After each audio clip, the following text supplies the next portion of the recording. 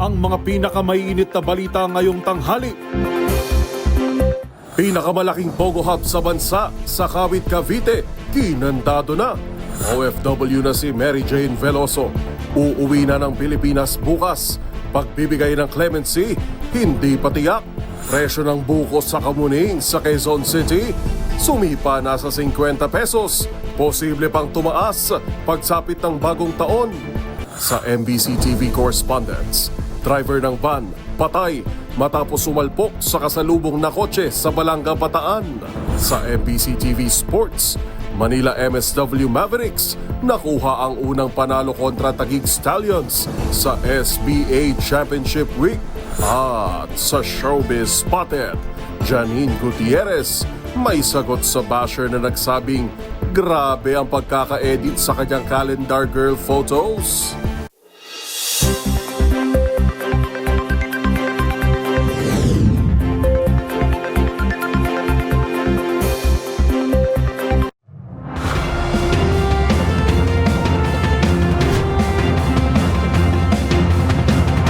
Bawat balita, makabuluhan. Bawat kwento, makapangyarihan. Boses ng Pilipino para sa Pilipino. Live mula sa MBC TV Studio. MBC TV Network News.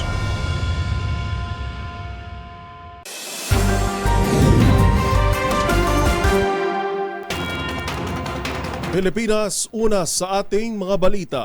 Kinandado na ang pinakamalaking Philippine Offshore Gaming Operator o Pogo Hub sa bansa na matatagpuan sa dating Island Cove sa Kawit, Cavite. Ito ay alinsunod sa nakatakdang nationwide crackdown ng lahat ng Pogo operation sa bansa sa pagtatapos ng 2024. Ang buong detalye hatid sa atin live ni Giselle Ricafort. Giselle. Go ahead, Giselle.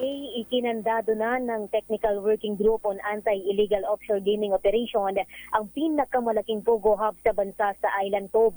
Pinangunahan ni DILG Secretary John Vic Remulla, PNP Chief General Romel Marbil, PAGCOR Chairman Alejandro Tenco at PAOK Executive Director Gilbert Cruz ang seremonyal na pagpapadlak sa Pogo Hub na nasa Kawit, Cavite. Sabi ni Remulla, nasa 15,000 ang mga empleyadong Pilipino ng Island Cove at 15,000 rin ang Chinese national doon. Ayon naman sa General Manager ng Island Cove na si Ron Lim, 12,000 Pilipino at humigit kumulang 4,000 dayuhan ang nawalan daw ng trabaho sa pagsasara nitong Pogo Hub noong nakalipas na buwan. 57 raw ang kabuang mga istruktura sa loob nitong 30 ektaryang Island Cove. 32 sa mga ito ang gusaling may dormitoryo na ininspeksyon ng PWG at ngayon ay wala ng kuryente yung karamihan. Tiniyak naman ang kalihim ng DILG na magkakaroon ng trabaho ang mga displaced workers sa pamamagitan daw ng mga job fair ng Labor Department. Pakinggan natin ang bahagi ng panayam ng media sa kalihim. As of last month, wala nang kuryente yung mga buildings dito. Pinatay na. So, makikita nyo naman, wala nang signs of habitation dito at wala nang signs of business. Ang DOLE ang DTI ay gumawa ng job fair para sa kanila, para sa may mapunta sila yung mga trabaho. Kasi may shortage yung tayo ng workers sa mga call center.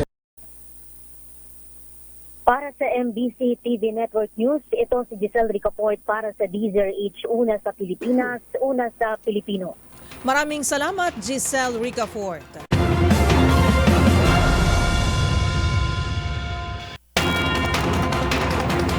Samantala sa iba pang mga balita, higit 14 na taon mula nang maaresto sa Indonesia, masayang ibinalita ng palasyo ang nakatakdang pagbabalik bansa bukas ng OFW at death row survivor na si Mary Jane Veloso. Mula sa pagkakaaresto at pagkakasagip mula sa firing squad hanggang sa pagpapauwi sa bansa, balikan natin ang naging masalimuot na laban ni Mary Jane Veloso sa ilalim ng 3 nakalipas na administrasyon. Narito ang report ni Kyle Bulyas. Kinumpirma na ng Malacanang na uuwi na si Mary Jane Veloso sa Pilipinas bukas ng umaga. Ayon kay Executive Secretary Lucas Bersamin, bunga ito ng higit 1 dekadang walang humpay na pakikipagdialogo at diplomasya.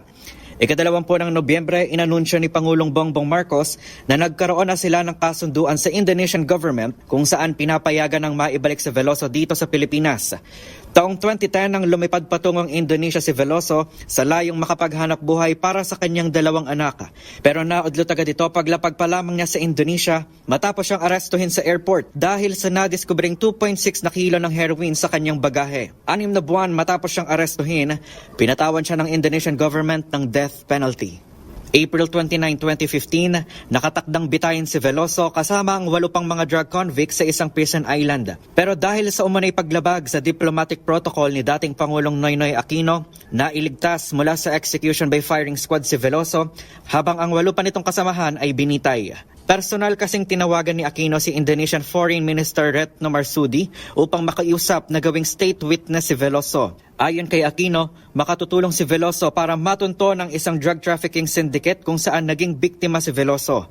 Samantala sa ilalim naman ng pamumuno ni dating Pangulong Rodrigo Duterte, sinabi nitong hindi nito hahadlangan ng Indonesian government sakaling magdesisyon silang ituloy ang pagbitay kay Veloso. Nilinaw din ni dating Indonesian President Joko Widodo na pansamantala lamang ang pagbawi sa kanyang death penalty. Ito ay para bigyang daan ang nagpapatuloy na kaso sa Pilipinas kung saan itinuturong biktima si Veloso sa human trafficking. Taong 2020, hinatulang guilty ang 2 itinuturong recruiter ni Veloso sa kasong large-scale illegal trafficking. Ngayong uuwi na sa bansa si Veloso, isa lamang ang panawagan ng kanyang mga kaanak at ito ay ang bigyan siya ni Pangulong Marcos ng clemency. Ang panawagan ko po sa ating presidente, sana pagdating ni Merlin, bigyan na po niya clemency para kasama na po namin sa pag-uwi, magharap po namin sa Pasko. Makalipas nga ang 14 na taong pagkakakulong sa Indonesia at pagkakawalay sa kanyang mga anak, uuwi na si Veloso sa Pilipinas. Para sa MBC TV Network News, ito si Kyle Bulyas ng DZRH, una sa Pilipinas, una sa Pilipino.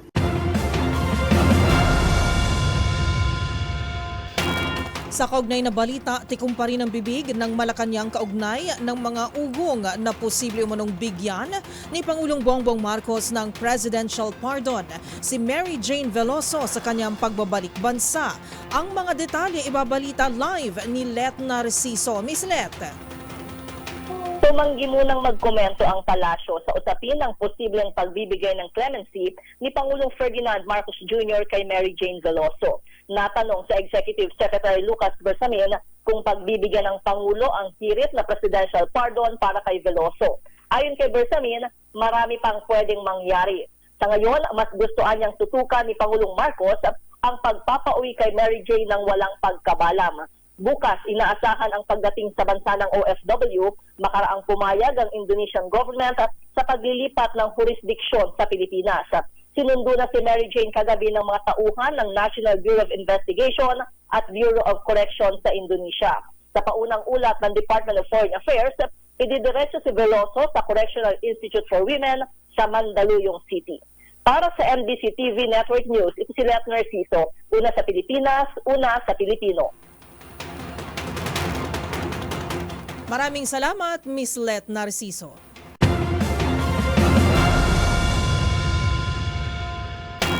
Samantala, sa iba pang mga balita, muling kinalampag ng mga dating empleyado ng Light Rail Transit Authority o LRTA ang Korte Suprema.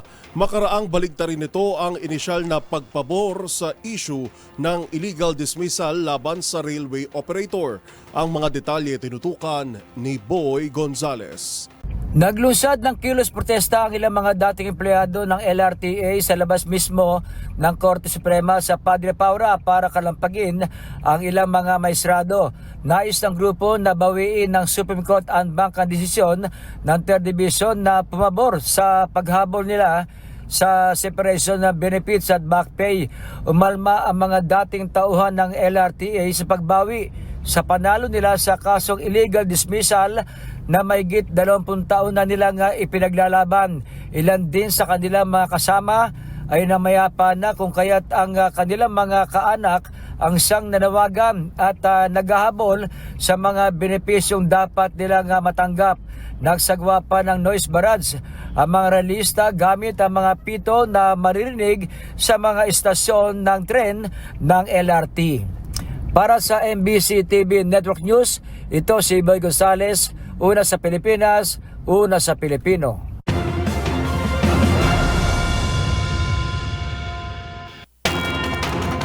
Samantala, tiniyak naman ng Philippine Health Insurance Corporation of PhilHealth na patuloy nitong babayaran ang healthcare benefits ng lahat ng mga Pilipino at tiniyak na may pondo ang ahensya para rito. Sa kabila ito ng hindi pagbibigay ng subsidiya ng BICAM para sa ahensya sa ilalim ng 2025 national budget. Paliwanag ni PhilHealth President at CEO Emmanuel Ledesma, gagawin ng tanggapan ang kanilang responsibilidad kahit pa hindi ito paglaanan ng subsidiya. We are deeply aware of the impact healthcare costs have on Filipino families, and we remain dedicated to enhancing our benefit packages and reducing out-of-pocket expenses so that every patient feels the security of their health insurance. Rest assured, all PhilHealth benefits will continue to be paid and will even improve. PhilHealth stands with every Filipino in our shared goal of achieving universal health coverage and a healthcare system that you can always trust and rely on. Together, we will overcome these challenges and continue to strengthen our commitment to your health and well-being.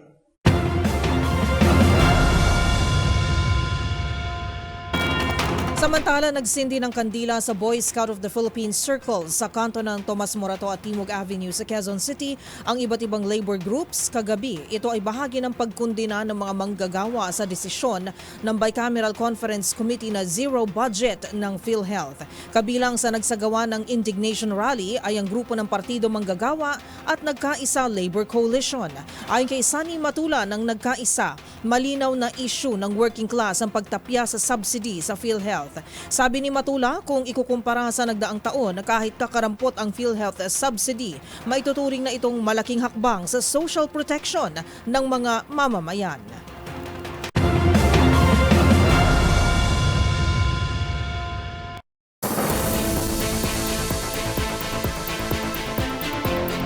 Narito pa mga balitang dapat nyong abangan.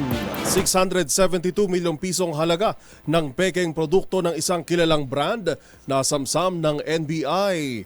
At sa showbiz spotted K-pop girl group na New Jeans, gumawa ng bagong IG account ilang linggo matapos wakasan ng kontrata sa Adore.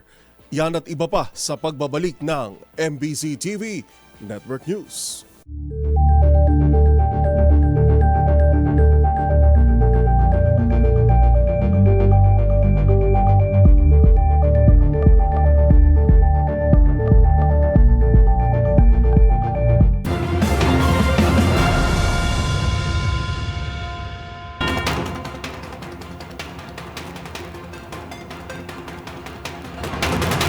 Naniniwala naman ang Armed Forces of the Philippines na makatutulong ang pagpapatibay sa Philippine-Japan military deal para sa mga hamon na kinakaharap ng bansa sa West Philippine Sea. Balikan natin ang live report ni Edniel Parosa. Edniel.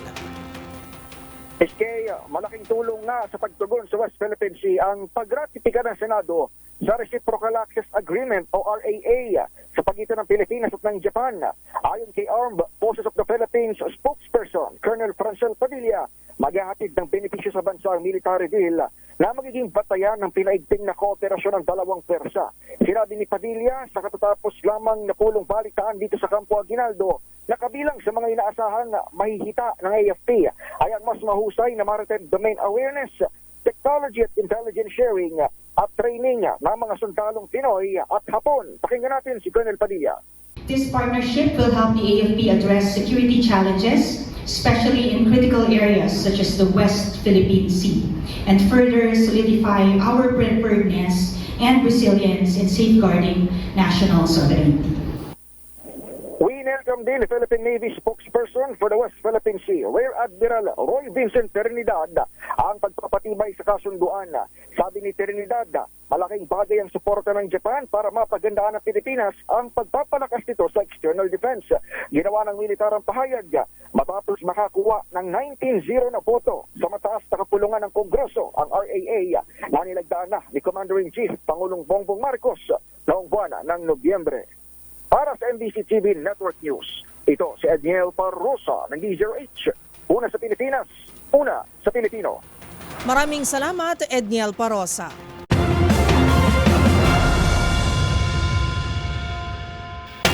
Sa iba pang mga balita kasabay ng pag-arangkada ng Simbang Gabi nagsimula na ring sumipa ang presyuhan ng buko sa Kamuning Market sa Quezon City sa halagang 50 pesos.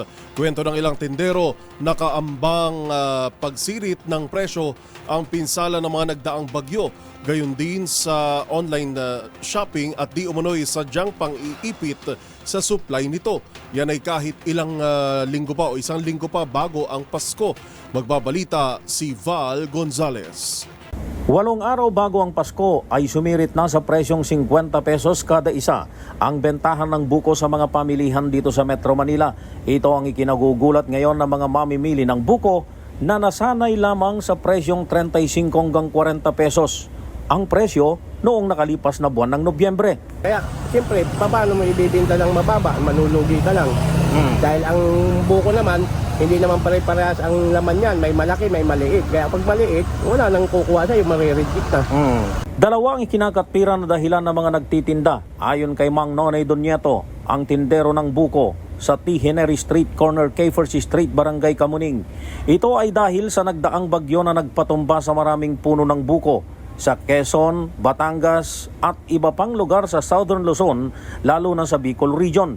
Isa pa sa dahilan aniya ay ang pagkatuto ng mga biyahero na magtinda na rin sa online. Dahil dito, sabi ni Mang Nonoy, ang dating 20 pesos lamang nakuha nila sa mga biyahero ng buko ay umabot na ngayon sa 28 pesos kada isa. Dahil sa inabot tayo ng mga bagyo, kaya dumalang ang bunga, kaya naging mataas. Tapos, yung mga online pa, nagpapataas ng presyo. Kaya yung mga biyahero, gumagaya na sila dun sa mga nag-online.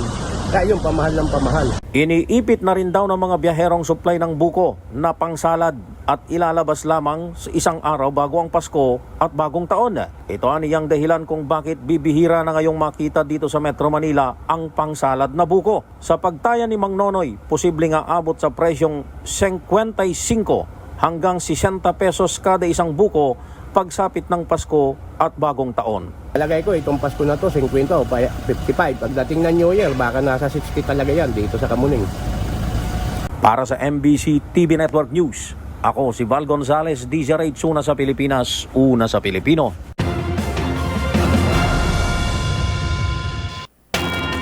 Nasamsam naman ang National Bureau of Investigation ng mahigit 672 na milyong pisong halaga ng mga peking Louis Vuitton products sa Metro Manila at sa Bulacan. Halos 5,000 counterfeit products ang nakumpiska ng NBI Intellectual Property Rights Division sa sinalakay ng 8 shop o stall sa Mandaluyong, Valenzuela, Maynila at Bulacan. Nag-ugat ang operasyon sa reklamo ng isang kinatawan ng Louis Vuitton kaugnay ng dumaraming peking produkto na may trademark ng Louis Vuitton. Wawasakin ng NBI ang mga kumpiskadong produkto upang hindi na maibenta pa sa mga lokal na pamilihan. Muling nanawagan ng NBI sa publiko na huwag tangkilikin ang mga counterfeit product upang hindi na maglipana at matigil ang paggawa ng mga peking produkto.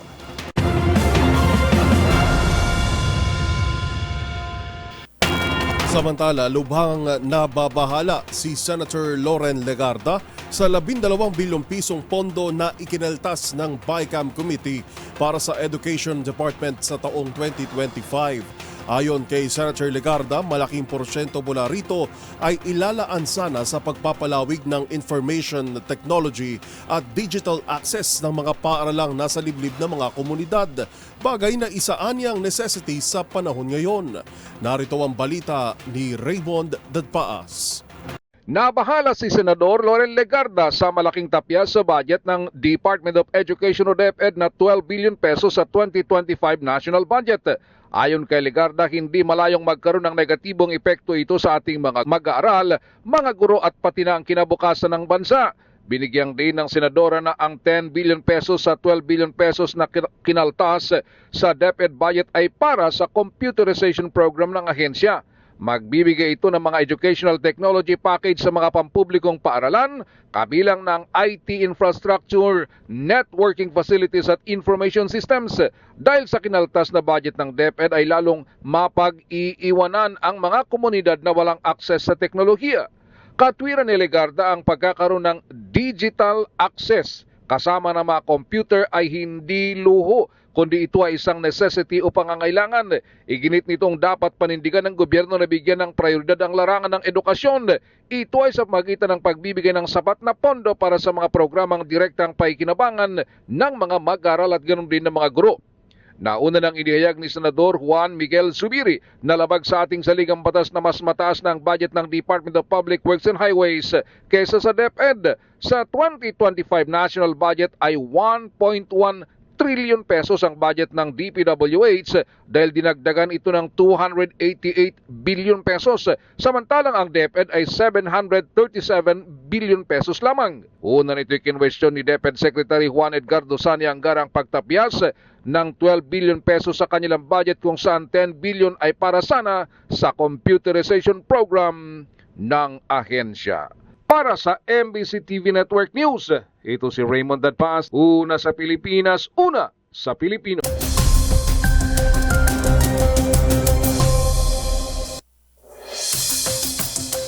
Sa kalagayan naman ng ating panahon ngayong araw ng Martes, tumaas palalo. Naku, pakinggan niyo po ito. Tumaas palalo ang posibilidad na lumakas pa bilang bagyo ang low pressure area na nabuo kahapon sa silangan ng Mindanao hanggang sa susunod na 24 oras. Kung maging bagyo ito, papangalanan itong Kerubin. Sa pinakahuling taya ng Pag-asa, huli itong namataan sa layong 205 kilometro, silangan timog silangan ng Tagum City, Davao del Norte at kasalukuyang nakapaloob sa Intertropical Convergence Zone o ITCZ.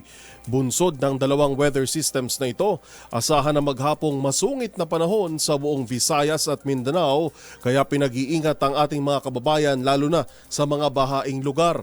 Samantala, hanging amihan pa rin ang nagdadala ng malamig na panahon na sinasamahan ng mahihina hanggang sa katamtamang pag-ulan sa Cagayan Valley, Cordillera Region at Aurora Province.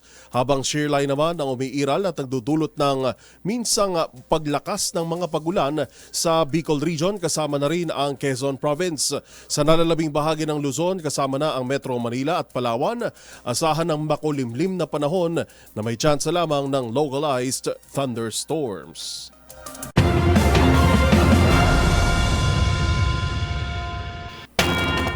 Samantala, pinag-utos ng Manila Police District o MPD sa mga tauhan nito na palakasin at paigtingin pa ang kampanya kontra iligal na sugal. Sa inilabas na kautusan ng Deputy District Director for Operations ng MPD na si Police Colonel Emil Tumibay, hindi lamang dapat tumutok sa maliliit na operasyon ng iligal na sugal ang mga pulis. Dapat ay mag-focus ang lahat ng police station sa big-time gambling operations tulad ng iligal na peryahan, tupada, saklaan at huweteng. Kaugnay nito, mahigpit na ipatutupad ang implementasyon ng one strike and no take policy sa mga tauhan ng MPD.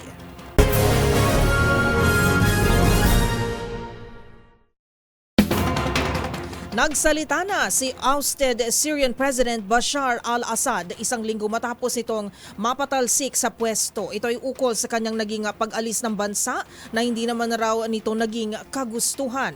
Yan at iba pang mga napapanahong balita mula sa iba't ibang panig ng mundo sa loob ng isang minuto sa Global Headlines Report ni James Galange.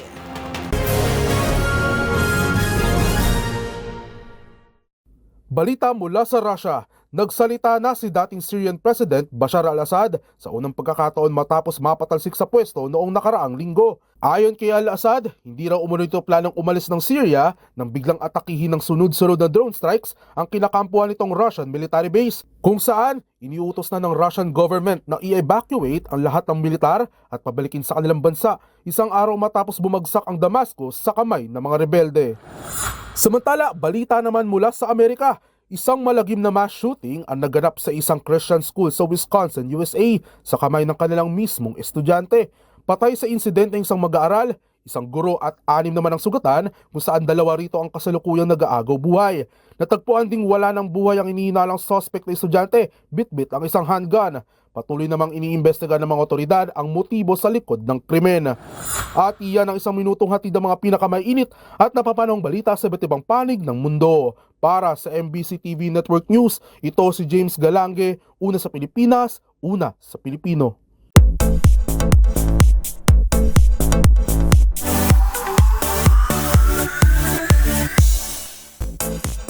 Sa mundo naman ng K-pop, noong nakaraang buwan, inanunsyo ng South Korean girl group na New Jeans ang termination ng kanilang kontrata sa kinabibilangang agency. At sa gitna ng kinakaharap na issues sa Adore, may inilunsad na bagong Instagram account ang grupo. Narito ang report. Jeans for free. Yan ang username ng bagong Instagram account ng South Korean girl group New Jeans. At 3 araw matapos itong ilunsad ng grupo mula noong December 14, mayroon na agad itong 2.8 million followers. Ginawa ito ng 5-member K-pop girl group ilang linggo matapos silang humarap sa isang emergency press conference sa Seoul para i-anunsyo ang termination ng kanilang kontrata sa agency na All Doors One Room o Adore na siyang subsidiary ng entertainment company na HYBE. Sa ngayon, 10 posts na ang laman nito. Kabilang na riyan ang solo pictures ni Minji, Hani, Daniel, Harry at Hain. Turned off naman ang comments section ng mga post. Habang makikita ang aktibo pa rin ang unang IG account ng Super Shy Hitmakers na mayroon ng 13 million followers. Maugunita na noon lang nakaraang buwan ang pumutok ang balitang nagpadala ang grupo ng Certification of Content sa Adore at nakasaad ditong kung hindi aayusin ng naturang agency ang significant breaches sa kanilang kontrata sa loob ng 14 na araw, ay tuluyan na silang kakalas dito.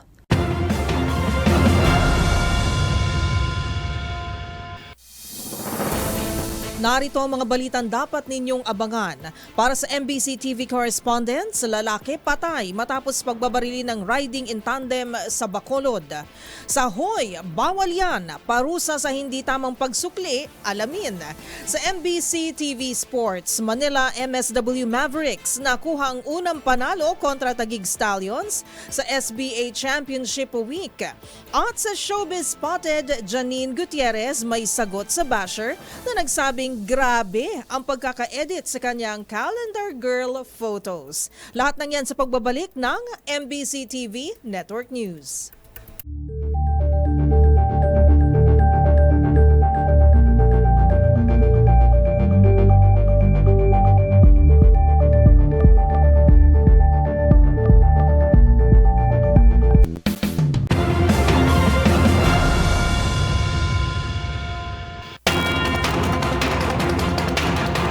Sa pagpapatuloy po ng ating balitaan, nanawagan ng Kamara, natuldukan na ang mga fake news na ikinakalat umano kaugnay ng zero budget na isinampal ng Bicameral Committee sa Philippine Health Insurance Corporation of PhilHealth. Giit ng isang kongresista kung magpapatuloy ang health subsidy dahil kung tutuusin ay sobra pa nga ang reserbang pondo ng PhilHealth. Pakinggan natin ang balita ni Milky Rigunan.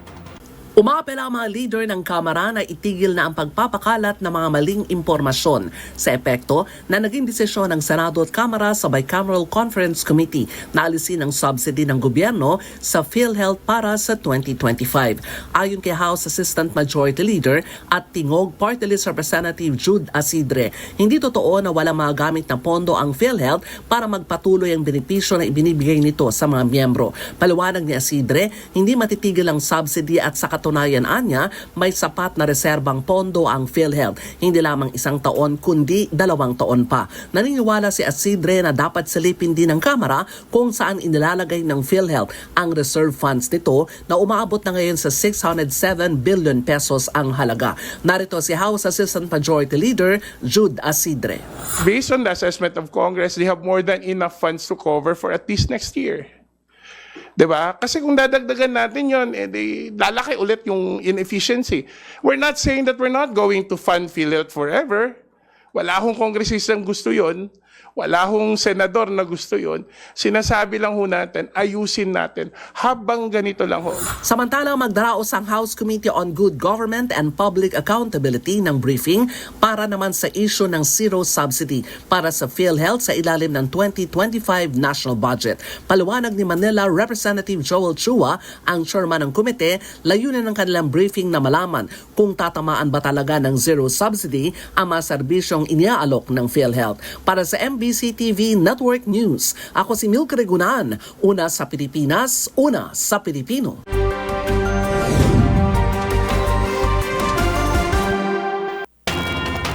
Patay naman ang isang driver ng isang van matapos sumalpok sa kasalubong na kotse sa Balanga, Bataan. Yan at ang iba pang mga rumarapidong balita mula sa probinsya, hatid ng iba't ibang istasyon sa ilalim ng MBC Media Group.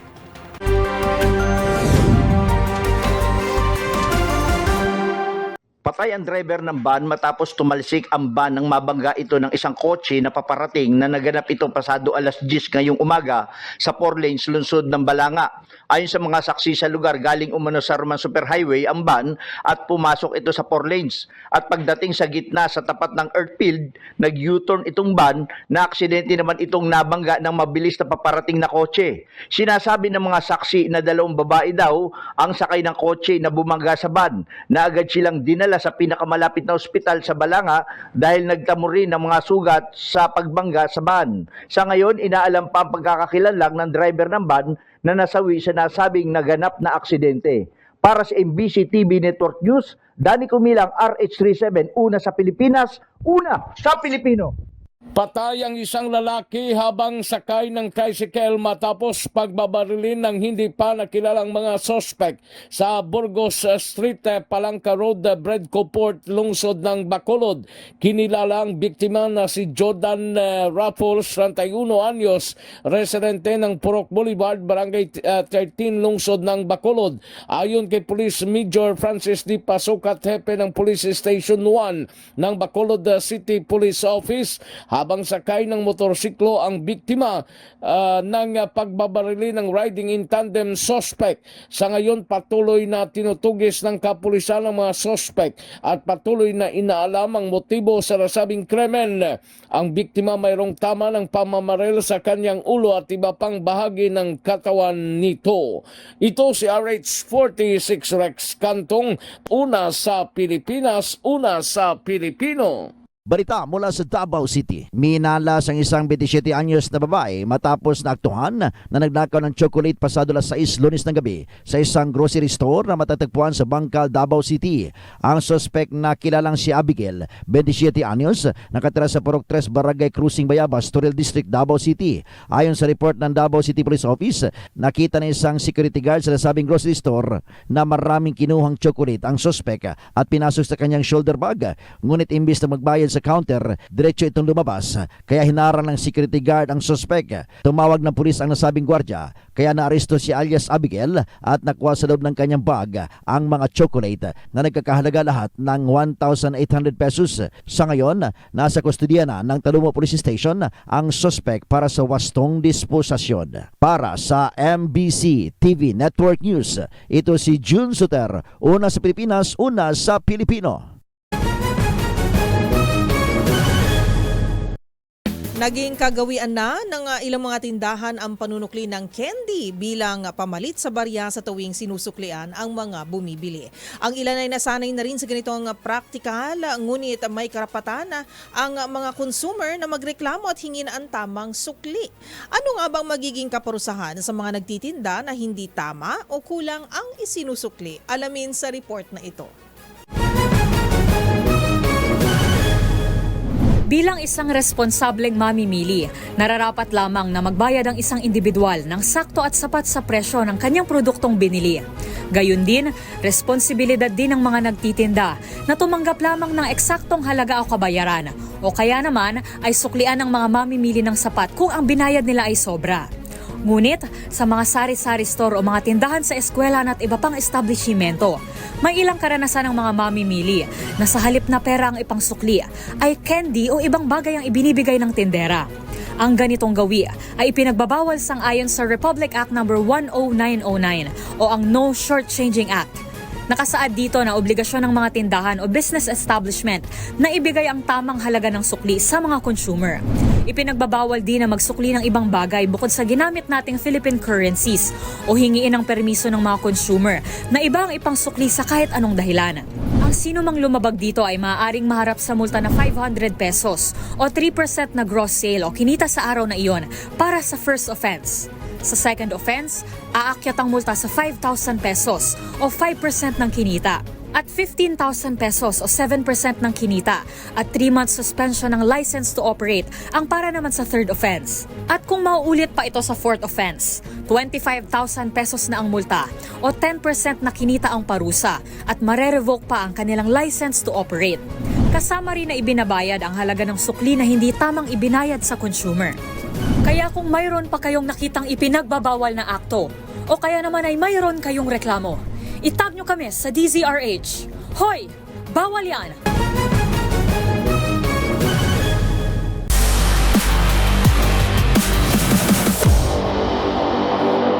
Nanaig ang lakas ng Manila sa pagbubukas ng Championship Week ng kauna-unahang Pro Billiards League sa Pilipinas na SBA.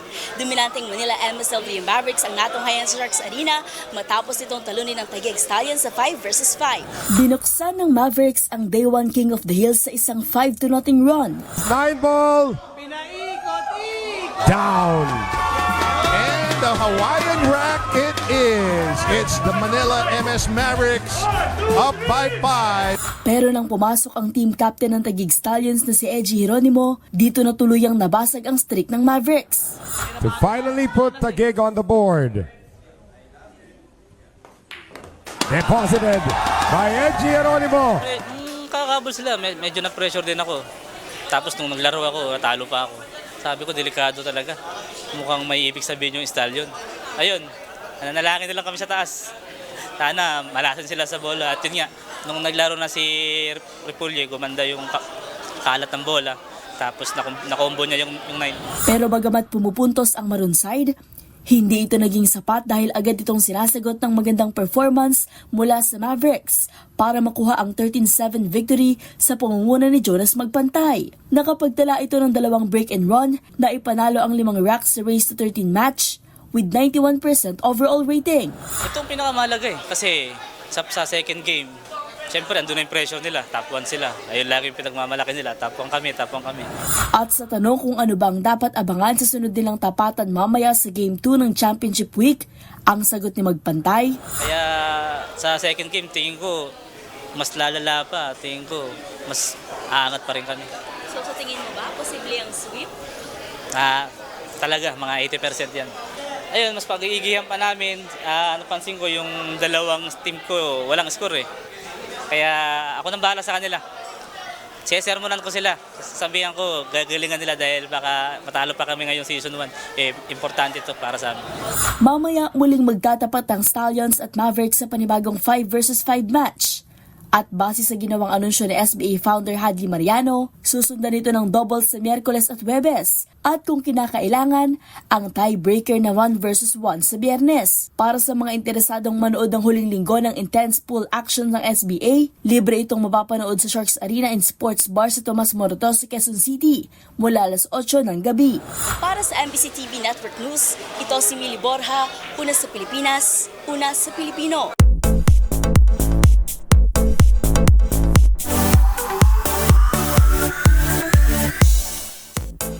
Kamakailan lang ay ipinakilala si Janine Gutierrez bilang 2025 Calendar Girl ng isang liquor brand. Dito, marami ang napawaw sa sexy at classy na dating ng aktres. Pero ika nga nila, you can't please everyone. At may netizen na kinwestiyon kung bakit naiiba raw ang hulma ng katawan ni Janine sa picture at noong launching.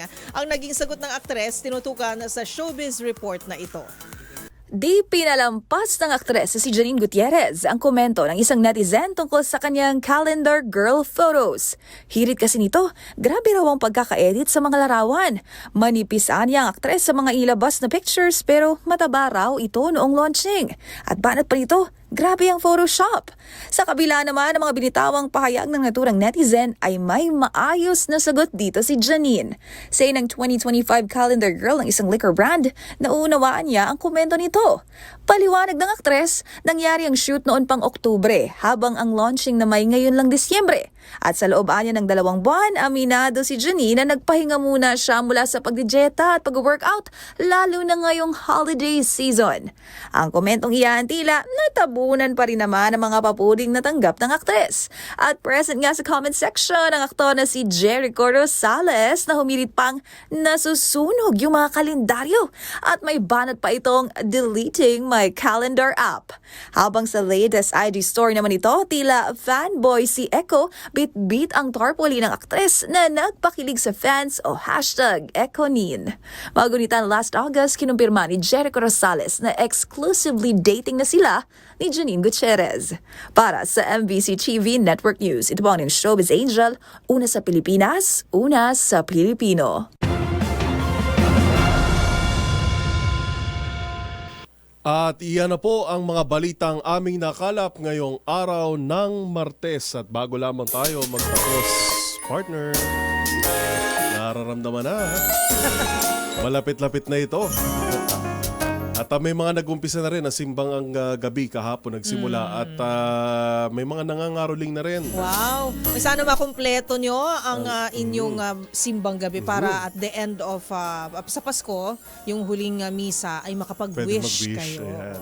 At meron na lamang po tayong 8 araw bago ang Pasko. Ito po si Yuel Reyes. At ako naman po si Karen Oyong. Magkita-kita tayong muli bukas, araw ng Miyerkules, para sa mga balitang makabuluhan, mga kwentong makapangyarihan. Hatid ang boses ng Pilipino para sa Pilipino. Ito ang MBC TV Network News. Una sa Pilipinas, una sa Pilipino.